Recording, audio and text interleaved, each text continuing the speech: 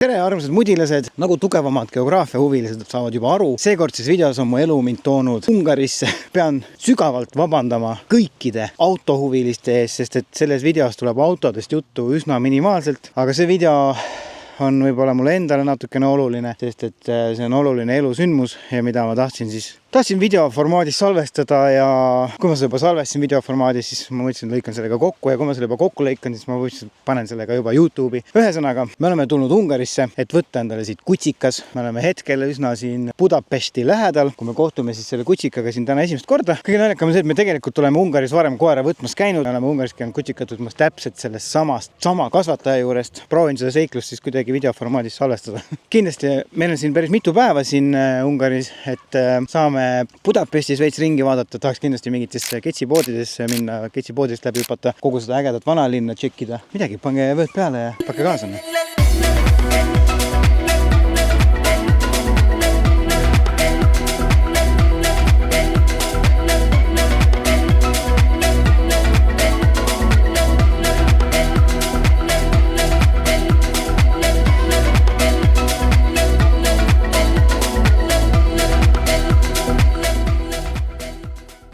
Üldine loogika on siis see, et me tulime siia, me oleme siin põhimõtteliselt 4 päeva. Eelmine kord ka, kui me siin käisime natuke isegi pikemalt. Mõte ongi siis see, et saad kõigepealt kutsikaga natuke tuttavaks. Eelmine kord me nagu ka omavahel tuttusime natuke pikemalt, et aru saada. Tema tahtis aru saada, millised inimesed meie oleme. Meie tahtsime aru saada, milline inimene tema on. Tutvume kutsikaga, käime väiksel matkal ja eks see kutsika võtmine on anyway nagu natukene varastamine või nagu, et sa tuled nagu siia. Varastad selle kutsika nagu ära oma armsast perekonnast, et see on ikka siuke emotsionaalne rännak ja selles mõttes on hea rahulikult sellesse sisse minna ja ikkagi võtta aega ja võtta mõned päevad, et üleminek oleks natuke nagu sujuvam ja koeral ei oleks ka nii suurt stressi ja nii suurt nagu eks ikka on nagu koera jaoks nagu veider, et sa lähed justkui ühest perekonnast teise. Üritame siis omalt poolt seda võimalikult pehmelt ja sujuvalt ja soojalt teha.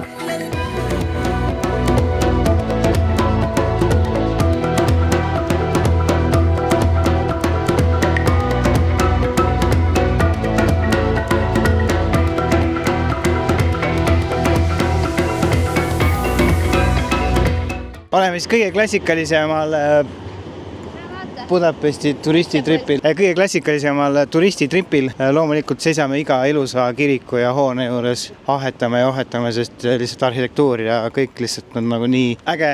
No ilus maja jälle. Felixi Kitchen and Bar. Siin on huuligani buss. Ei no Budapest on ikka ilus linn, midagi pole öelda. Kõik need sillad, kogu see süüke vana, ilus arhitektuur, mis igal pool on ja see kõik on kuidagi kokku miksitud nagu selline modernse ja kaasaegse lähenemisega, et kuidagi nagu kena on lihtsalt,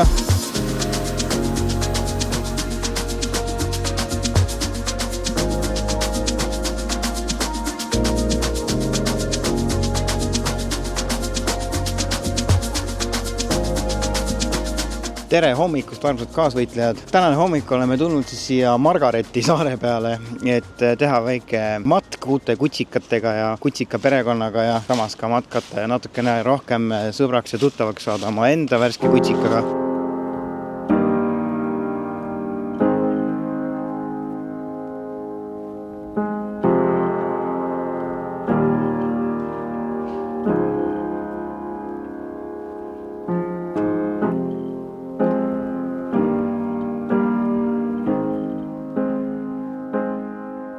Nii huvitav vaadata, et Ungaris on see koerte omamise ja koertega jalutamise kultuur nagu täiesti teisel tasemel. Koerad kõnnivad lahtiselt, inimesed on rõõmsad, koerad käituvad üli hästi, koerad on õpetatud, koolitatud, nagu selles mõttes seda on nagu mega lahe vaadata.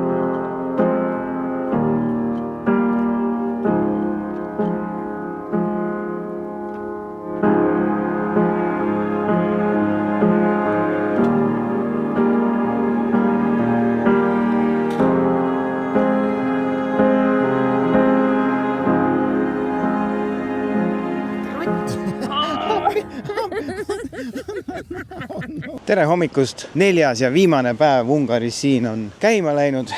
4. kõige olulisem päev, sellepärast et täna on siis see päev, kus me lõpuks saame oma kutsika kätte. Samas on see ilmselt ka kõige keerulisem päev, sest täna on siis see reis meid ees ootamas, kus me peame kutsikaga lennukisse minema. Ja loomulikult ei ole siit Ungarist Tallinnasse otselend, vaid ikkagi läbi Helsingi, ehk siis 2 lennukis väikse kutsikaga, kes pole mitte kunagi lennujaamas käinud, kes nii-öelda varastatakse oma perekonna juurest ära.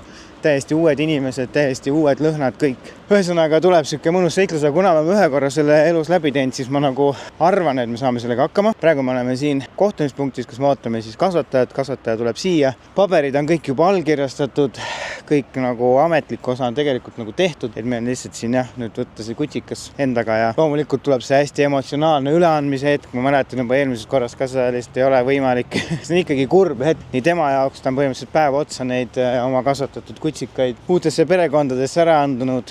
Meie kutsikas on tegelikult nagu nüüd siis viimane, kelle ta nii-öelda ära annab. Kõik teised on juba oma uued kodud üles leidnud. Jah, ühesõnaga tuleb siuke pisarakiskuja, aga proovime üle elada ja siis seiklused juba lennujaamas. Meil on põhimõtteliselt väike puurikene kaasas, kuhu sisse me kavatseme selle koera mahutada. Loogika on siis see lennujaamades, või lennukis, et sa pead mahutama selle koera endale sinna jalgade juurde selle puuriga. Online check-in'i tehes juba saime teada, et ei saa online check-in'i teha, kui koer on kaasas. Ilmselt tahavad seda koera näha lennujaamas. Lisahäslit päris palju. Väike stress on ka sees ikka loomulikult. Ma loodame ikka, et läheb kõik lüdinal, kuigi see koer tundub siuke korralik kisakõri, et ilmselt tuleb temaga selles osas natukene võitlust, aga saame hakkama. Oh, yeah. This is my wet fish.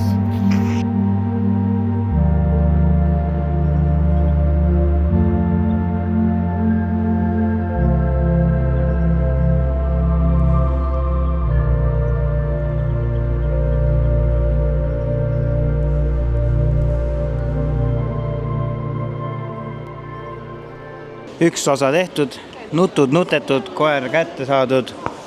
Nüüd oleme lennujaamas. Lennukini on mitu tundi veel minna.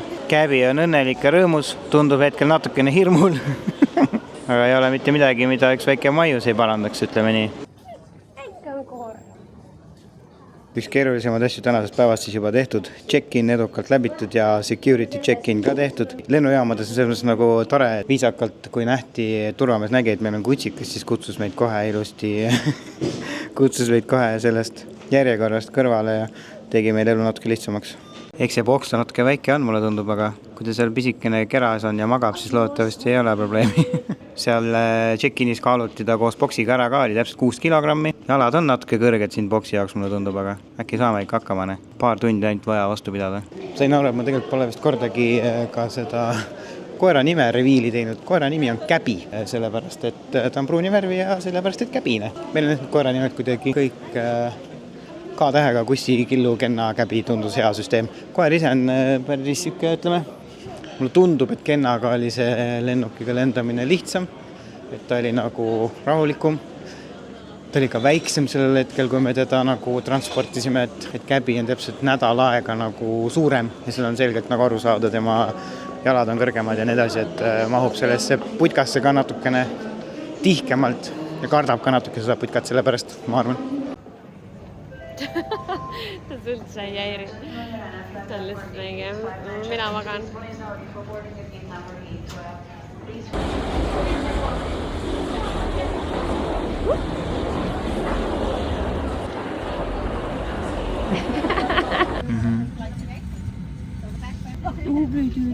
Super! Bravo!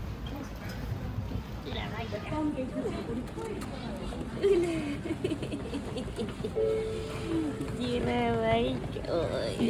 Ja magadi.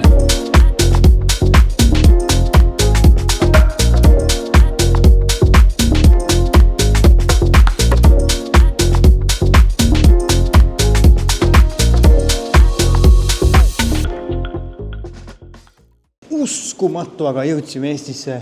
3 tundi lendu Helsingisse tehtud, tund aega sealt veel edasi tehtud. Koer magas terve tee ülirahulikult, pidas kõik vastu. Helsingi lennujaamas loomulikult pidime pigistama talt edasi välja, nendega natuke oli problemaatiline. Piss sai tehtud ilusti, aga kõik läks hästi, nii et uskumatu, olemegi jõudnud Eestisse ilma suuremate probleemide ja viperusteta. Tere tulemast Eestisse! Tere tulemast Eestisse! tehtud? Luksub. Luksub või? Auto on siin.